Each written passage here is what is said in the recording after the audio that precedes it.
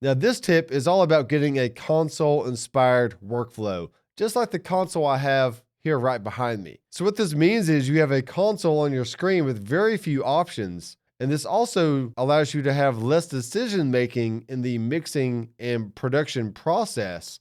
So when you need to reach for an EQ, guess what? You already have an EQ right there on your screen. When you need to compress something, it's already there. When you need to incorporate a gate, maybe on your drums or a noisy track, you already have one on every single track in Mixbus.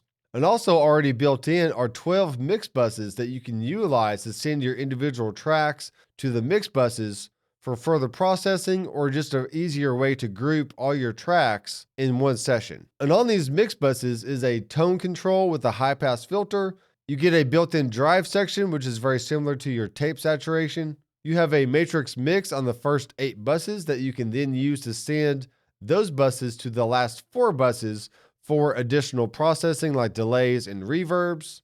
We have a built-in compressor section, and we also have a spill button on the bottom of each mix bus that only shows what's being sent to that bus. So for example, on Mixbus 1, I have my drums. On Mixbus 2, I have my bass. Mixbus 3 is my electric guitars. Mixbus 4 is my acoustic instruments. Mixbus 5 is a piano. Mixbus 7 is my background vocals, and Mixbus 8 are my vocals.